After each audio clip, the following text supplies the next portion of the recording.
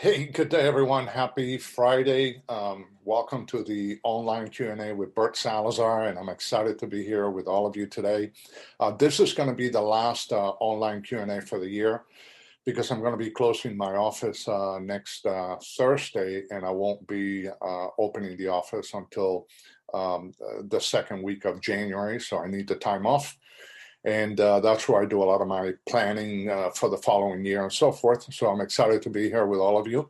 I want to wish each and every one of you a wonderful and safe, that's very important, holiday season. But, you know, if you have any questions, so always feel free to reach out. You can either call me or you can send me an email. And, you know, I'm always here to answer your questions, even if my office is closed.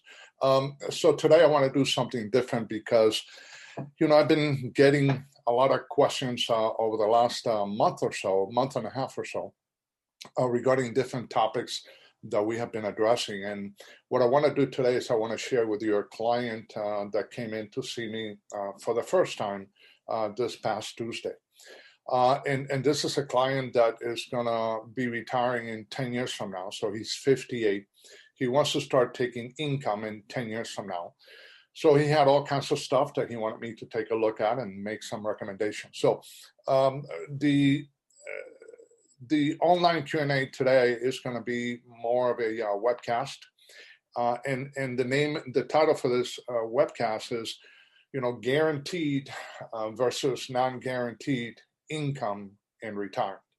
And that's very important because this is exactly the number one reason why this client came to see me. So I went ahead and jotted down a bunch of notes that I want to share with you because that is the most critical, the most important, the most prevailing question that all of you need to answer now and not later.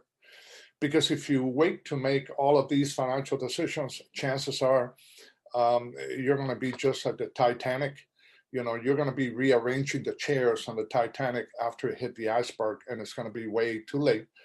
Not only for you, but also for your family. So I had this really good conversation with the client, and what I like to do is I want to walk you through, you know, some of the points that we discussed, and then obviously I'll take it from that perspective on non-guaranteed versus guaranteed and the difference between one and the other, because I think this is going to be very helpful for all of you. So one of the questions that I asked this client is, you know, why do you think that there are some retirees that are happier than others? And I see this often because I've been in this industry for 30 years and I'm a retirement strategist and a tax planner. So, you know, I have almost 80 clients that are already in retirement. So every time one of my clients retires, I have to retire with them because I have to put myself in their shoes if I am going to do the type of work that each and every one of these clients deserve. So those are things that are very important. But you know, if you take a look, if you read all of the surveys that are being done as to AAA has a lot of those surveys that are being done, Medicare, Medicaid, Social Security comes out with surveys on an ongoing basis as to why some retirees are happier than others. And there are many different factors. For instance, how close do you live to your family? What area of the country or what area of the world do you live in? You know, I do have a number of clients that have moved abroad for retirement, and they love to live abroad. I have probably 25 clients living in Spain, which is a great country for retirement. I have a number of other clients living in Portugal, in Italy. I have 2 clients living in Morocco. So clients are moving all over the world in order to maximize their retirement and benefit from the beauty of retirement and being able to enjoy life. But so there are a lot of, in the survey, they talk about a lot of the different things that are important. But the most critical things as to why some people in retirement are happier than others is health and wellness. That's very, very important. Because, you know, when you're healthy, you have 1,001 ideas in your mind. When you're not, you only have one. And that one idea is how to get better and how to get healthy again. And the second one is having guaranteed income. By the way, I have never, ever met a retiree that did not believe in a guaranteed income paycheck coming in the first of every single month, no matter what. So those are the two areas that, according to the surveys, are number one and number two: health and wellness and guaranteed income for life. So that's important. Now, let me see. I hear some people and they're talking in the background. So let me go ahead and mute, so that way we don't hear anything. There we go. Okay. All right. So the other thing is, what makes one of the things that's important to note is that if you don't have guaranteed income, you don't have a retirement plan. You may have a hope plan, hoping that your portfolio, your investments are going to be doing better in the future than they're doing today, or equal to whatever they're doing today. But at the end of the day, unless you have guaranteed income for the rest of your life, you really don't have a guaranteed plan to go along with that. So what makes a non-guaranteed retirement distribution plan? Well, there are a number of factors that need to pay attention along those lines. So if you have a non-guaranteed retirement plan, then income is not guaranteed from one year to the next. So you really don't know how much income you're going to be receiving from one year to the next, because it's going to depend primarily on how well your assets are doing on that given year or that given month, if you're taking monthly distributions out of your retirement accounts. Now, longevity, that's a big issue. It's an unknown factor for all retirees. And the reason for that is no one truly knows when you're going to die. Now, we all know that you're going to die. I think the question is, when are you going to die? Are you going to die 5 years after you retire? Are you going to die 35 years after you retire? So whenever I do any type of retirement distribution planning for a client, I'm always trying to do a plan based on a 30-year distribution plan. So that takes you through the go-go years, the slow-go years, and the no-go years of retirement, because people are living a lot longer today than ever before. What used to kill us 30, 40 years ago is no longer doing that. Now, it may leave you disabled, and that's another conversation for another day, but it's no longer killing you today. So when you don't have a guaranteed retirement plan, longevity becomes a really, really big issue, because you just don't know how long you're going to live. You're going to be questioning yourself. Am I going to run out of money before I run out of life? What if you get into your mid-80s or your late 80s, and all of a sudden you no longer have any income left, and now you're going to be totally dependent on Social Security and or any other source, a small source of income that you may have coming to you? That's going to be a very sad retirement life, not only for you, but also for your family. Does it mean that someone else in your family is going to have to step in and do for you the things that you were not able to do for yourself, or you were unwilling to do for yourself? Those are questions that you need to be asking yourself, because at the end of the day, you have this responsibility for yourself, and you don't want your family to be taking care of you and taking away from their family in order to be able to provide for you. So those are things that are important. So longevity is a big issue. Another big issue, if you don't have a guaranteed retirement plan, is the area of withdrawal rate risk. Withdrawal rate risk. So since you don't know how long you're going to live, I think the next question is, well, if I don't know how long I'm going to live, and I have $1 million portfolio, how much am I going to take from one year to the next? And when you start taking money out of those portfolios, you're going to live in fear. Am I taking too much? Am I not taking enough, and perhaps not living the kind of life that I should be living? Am I going to be somewhere in between? What if I get sick and all of a sudden I have to start going into my portfolios and take more money out than I thought about taking when I first retired? See, you cannot predict a financial outcome, So for those of you, and probably most of you, that are thinking today that your retirement life is going to be linear in nature, well, think about it again, because that's not how life works.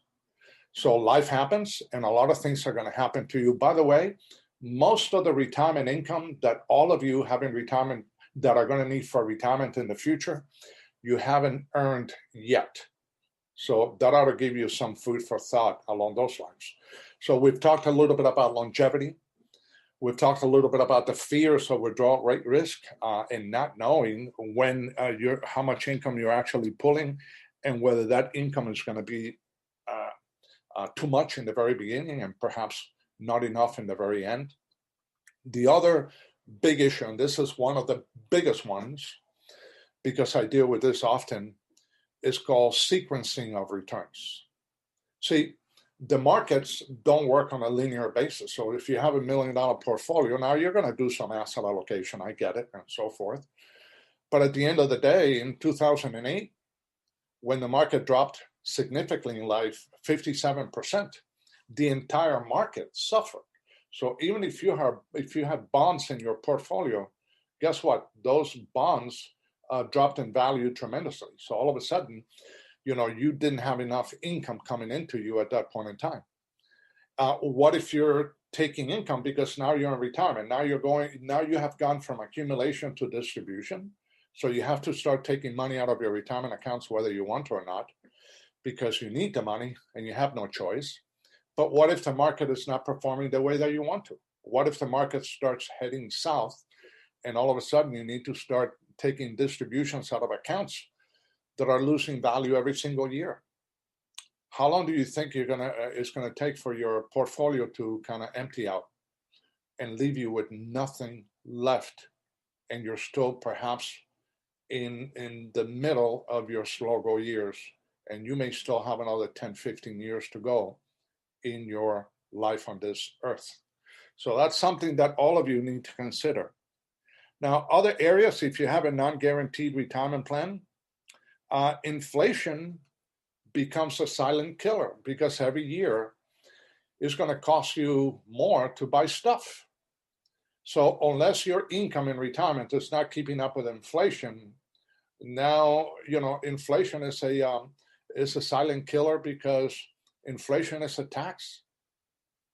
It's a virtual tax, but it's there nevertheless. And then last but not least is taxation.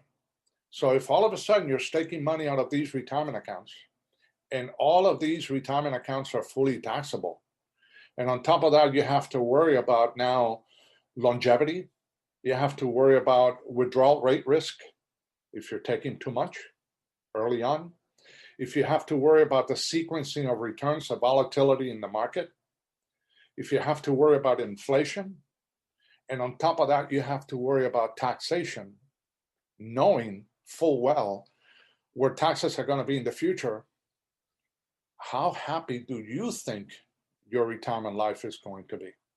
You're going to be in fear for your life every single day. So when you retire, you thought that every day was going to be Saturday night. Well, now every day may be Monday morning, and that's not what you want out of life. So I think at the end of the day, the big questions here is, if you have a non-guaranteed retirement plan, how much liquidity do you really have? If you have $1 million portfolio and you don't have a guaranteed retirement plan, how much of that $1 million portfolio can you take at any given point? What if you need more money? Will you be scared to take that money out? So those are things that are very critical for all of you to understand. And believe me, I deal with clients every single day, and I know their fears because I have had to live through them. But the problem is that you have to be able to conquer fear. And the only way you're going to conquer fear is by making financial decisions that are going to be suitable, not only for you, but also for your family at some point in time in the future. So let's talk a little bit about guaranteed retirement. Let's talk a little bit about a guaranteed retirement life, and how would that be different than a non-guaranteed retirement life. And I wrote a few notes as well so I can discuss them with you. So here's my number one question here for you in this section.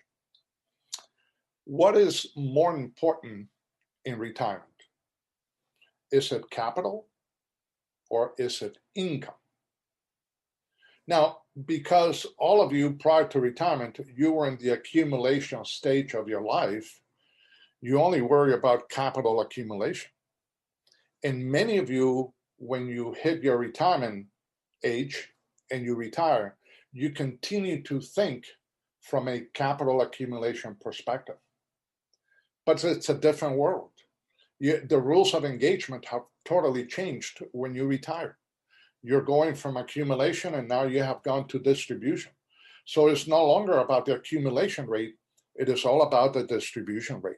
And you have heard me talk about the Mount Everest story that I normally discuss when it's, how do you determine the difference between accumulation and distribution? I'm not going to go into that one. But, if I were to ask all mountain climbers or all of you that are pursuing the ability to climb a mountain, if I were to ask you, what is the number one goal of you as a mountain climber, all of you, and I have asked this question 1,000 times, all of you are going to say, Bert, if I'm going to climb a mountain, my goal is to get to the summit, to get to the top of the mountain.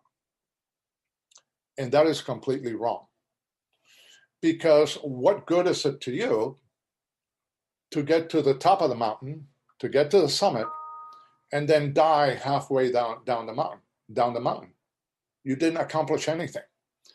So the goal of every mountain climber, and this applies to your retirement life, is not only to get to the summit or to get to the summit of retirement, is to be able to come down on the other side of the mountain and do so on a peaceful and secure basis and on a guaranteed basis until the day that you close your eyes for the rest of your life. Now, that's a big difference. Now, most of you are not going to have the capability of doing that because most of you, more than likely, are going to be dying somewhere down the mountain. You may die maybe a quarter of the way down, 50% of the way down, 75%. Everyone is different. But most of you are not going to make it to the bottom of the mountain on a safe and on a productive basis. So that's important for you to think about. Now, why are Americans then unwilling to create guaranteed income? And the reason why they're unwilling to do it is that you have to be able to exchange, think about this, you have to exchange capital for income. And most Americans are not willing to do that. Now, most Americans are not willing to do that because they're not financially savvy. They don't understand economics. They don't understand taxation. They don't understand the markets. So most Americans, especially most retirees, are not financially savvy. So now you say, well, Bert, why do I have to exchange capital for income? Well, for instance, if you purchase a SPIA, which is a single premium immediate annuity, that means that you're going to take a portion of your portfolio, you're going to give that money to an insurance company, and then that insurance company is going to give you a guaranteed income for the rest of your life. So you're shifting the liability of longevity from yourself as a human being to an insurance company for a premium. And the premium would be the amount of money, let's say $500,000, that you're giving that insurance company. Now, the immediate annuity that produces the highest income per dollar would be an immediate annuity, meaning that it's going to pay you, the owner of that annuity, a guaranteed income for the rest of your life. And it's only based on your life. So if you had planned for 30 years and you die in year 5, then that income goes away, and so does the capital, because you did that exchange with the insurance company.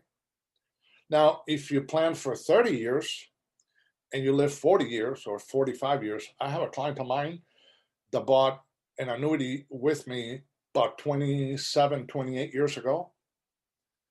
He has lived a long life, and he's still collecting on that annuity, and he's still running 2 to 3 miles a day, and he's 92 years of age. So he's going to end up on the winning side of that calculation. So you're making a bet. You're making a bet as to how long you're going to live. Now, you don't have to do it that way. So, for instance, you can take the same $500,000, you can give it to that same insurance company and buy a SPIA, an immediate annuity, with a survivor benefit for your, let's say, your surviving spouse. So if you pass away, then either all of that income will continue to go to your surviving spouse until he or she passes away, or perhaps a portion of that income will go to that surviving spouse. So while you're both alive, you can get more money. So there are different ways to do it. But the biggest challenge for Americans is exchanging that capital for income. And that's something that when it comes to retirement, you have to rethink, because that's not the right way to do it. And I'm going to give you some examples about that. Now, exchanging capital for income has been a major concern, right? But the question that I have for you is, let's say that you have $1 million non-guaranteed portfolio retirement. So you have no guaranteed income whatsoever. Now, remember, the one reason why you don't want to exchange capital for income is that you lose control of your capital, correct? That's why you're doing a SPIA. You're actually shifting that liability for insurance company, so the insurance company can give you guaranteed income for life. So the insurance company is now going to be assuming 100% of your longevity risk and 100% of your withdrawal rate risk, your sequencing of return risk, your inflation, your taxation, obviously, depending on what kind of account do you have that SPIA in. So you don't want to do that. But here's a question for you. If you have $1 million in a portfolio and you have no guaranteed income whatsoever, how much liquidity do you have in that portfolio? Remember, I asked that question when I started this webcast. Well, the answer is none. You have no liquidity whatsoever. You are in the same position as you would have been if you had exchanged that capital for income, except that you have no guaranteed income, or at least on the other side of the ledger, you had a guaranteed income and you could not outlive your retirement assets. Why? Because if you have $1 million portfolio, by the way, all the experts, all the financial experts, all the people that work with our retirement statistics and so forth, they say that the most that you should be able to take out of a retirement account, especially when you do the Monte Carlo simulations and so forth, is no more than 3%. And depending on interest rates, it may be even lower than that, but I'm going to give you the benefit of the doubt, let's say 3%. So that means that you think that you have $1 million, which is a lot of money, but it's only producing $30,000 of income, and that's prior to taxes and/or inflation. So that $1 million in your brokerage account, when you get it every single year and you look at that number, you say, wow, I have $1 million. I'm rich. It's not really producing more than $30,000 of income on a good day, on a guaranteed basis. What if in a given year, that $1 million portfolio lost 20%? So now you go from $1 million to 800,000. You still have to take those $30,000, maybe even more, because you have to offset inflation. So therefore, now you're going to start accelerating the depreciation and then the devaluing of those assets, because not only are you taking money out, but you're taking money out at the wrong time. So that's something that you need to be aware of. So you really have no liquidity. And the other thing is, what if you have an emergency and you got to take $100,000 out? You really can't, unless now you're really going to suffer and you're going to live in poverty, because now you got to take $100,000 out of that non-guaranteed, and that's also going to reduce the income, or you're going to have to take a higher percentage and then risk running out of money before you run out of life a lot sooner than expected. I really wished that all my clients and all of you in my online community actually listen and watched this webcast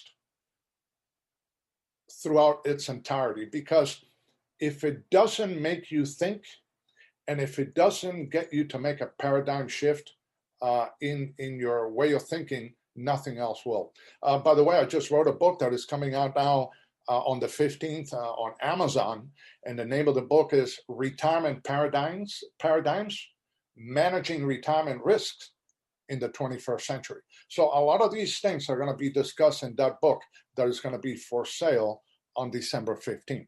So those are things that are important to know. So you really have no liquidity whatsoever. By the way, if you look at the historical going back to, the 1930s, there's a market crash on the average every 5 years. We had a long bull market that lasted like 11 years, but that had never happened before. So the average crash in a market is every 5 years. The average loss is about 39%. And then it takes about a year and a half for that market to recover, but it takes anywhere between 5 and 6.5 years for American investors to actually recover their money. So if you happen to be in retirement and you have no choice but to take money out, and all of a sudden there's a 39% market crash, which there will be one, more than likely sooner than what you expect, then what do you think that's going to do to your portfolio? And by the way, if you're in a 35-year period or a 30-year period of retirement, how many 39% market crashes can you deal with? Because they're going to happen every 5 years, more or less. So in a 30-year period, about 6 times, you're going to have a market crash. Retirees cannot even deal with one, let alone with 6 of them. So you got to start thinking about those things, because they're quite important along those lines. Now, what about taxes and inflation on your distribution? Now, if you're going to purchase a SPIA, or you're going to purchase anything that is guaranteed income, I would rather you do it under the tax-free bucket as opposed to the tax-deferred bucket, because on the tax-free bucket, whether it's via a Roth IRA or a Roth 401k, at least the income is coming out tax-free in the future. So it really doesn't matter how high taxes go in the future. It's not going to have an impact on that portion of your retirement portfolio, which is important to also note. Also, by the way, this is a big issue, and this is a great takeaway for all of you. Now, depending on your age at the time that you turn the trigger on that guaranteed income, like in this case, these clients that I just worked with this week, they have $2.8 million in their retirement account, so they've done really well. My client is going to work for another 10 years, so he wants to pull the trigger on guaranteed income at age 68.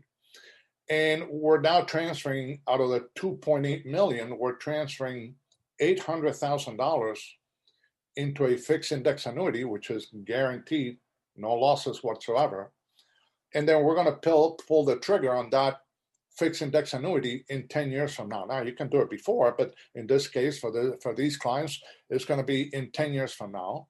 And then the client next year will probably do another 300 to 400, depending on what the market does on his current portfolio, into another fixed index annuity. And then we'll make a decision 10 years from now whether to go the SPIA route, or we can go a fixed index annuity, which is awesome because there are many of them that will give you guaranteed income, but you still have access to the liquidity. So it gives you the best of both worlds from a business standpoint. But most Americans don't understand those products, and they don't understand that there are different ways that you can generate that income and provide guaranteed for yourself and your family without having to jeopardize liquidity from that perspective. So that's also important to note. Now, in this scenario, by the way, let me give you an example. At age 70, the average SPIA is going to give you somewhere around 6% in the market. So just think about this. If you have $1 million portfolio on the right side of the ledger, and it is a non-guaranteed portfolio, so You're hoping that it'll do well from one year to the next, but you just don't know, and you don't know how much income. But you know that the most you're going to be able to take is 3%. So that's $30,000 coming out of that portfolio. If you divide that portfolio and you say, okay, I'm going to leave $500,000 in my portfolio, and then I'm going to take out $500,000 and I'm going to put it into a SPIA or into at the time that you're going to retire, but you have to put it into a fixed index annuity today, so you don't have any, you don't jeopardize the volatility of the market over that period, because this has to be guaranteed money. When you're age 70, a $500,000 SPIA, single premium immediate annuity, will generate 6% guaranteed distribution for the rest of your life. So wait a minute, Bert, you're now telling me that $500,000, which at 6% has a guaranteed distribution of $30,000 per year, $500,000 will produce the same that $1 million on a guaranteed basis, that $1 million on a non-guaranteed basis will produce? Where's the application and where do I sign? And if you do it this way, here's another thing that you have accomplished. You took that $500,000 and you place it into a guaranteed retirement account that is going to start kicking out $30,000. There are different ways that you can do it, but $30,000 a year guaranteed every single year for the rest of your life. And then the other $500,000 is going to stay in the portfolio. Guess what? You have now all kinds of liquidity on that $500,000 on the non-guaranteed portfolio. Because remember, you don't need that $30,000. By the way, I'm not including your Social Security benefits or anything like that, because $500,000 of a SPIA immediate annuity has given you the right to have liquidity on another $500,000 of your portfolio, which you would have never been able to do otherwise. So if you really start thinking about this way, your question should be, oh my gosh, $500,000 can generate on a guaranteed basis the same income that my $1 million portfolio, I'm hoping that will guarantee on a non-guaranteed basis? See, that's where retirement distribution planning comes into hand, because at the end of the day, you're no longer in the accumulation stage. You're now in the distribution stage, and it's all about the rate of return, the distribution rate of return in that stage, as opposed to the accumulation rate of return. Now, the last point here to end this webcast is, so if you're now the second person that has $500,000 of guaranteed income, no matter how long you live, and then have $500,000 in total liquidity, how happy are you going to be compared to many other retirees? All you have to worry about is waking up on the green side of the grass. Because if you wake up on the green side of the grass, first of the month, you're going to have a direct deposit into your personal account to cover all of your expenses. And there are many different formulas that we can use, that I use with my clients, depending on your goals and objectives. But one of the things that I talk to my clients about is, don't tell me about your goals and objectives. Tell me about what your outcomes are going to be in the future. And that's important to note along those lines. So those are things that are very, very important for all of us to consider. I'm hoping that I've given you some good information for you to start thinking about, at least to start doing some planning now in January. For those of you that may want to reach out to me and pick my brain as to, the different scenarios that you may be able to do, feel free to call me. You can reach out to me at area code 786-766-1042. You can also send me an email at Bert, B-E-R-T, at bertsalazar.com, BERTSALAZAR.com. And always, always remember that my goal for you and for your family is to kind of help you change the way that you see things, because when you change the way that you see things, the things that you see change. So once again, thank you so much. Have a wonderful holiday season, and I look forward to seeing you all again in January. Take care and have a great day. Bye-bye. Merry Christmas, Happy Hanukkah, and happy holidays to all of you. Take care.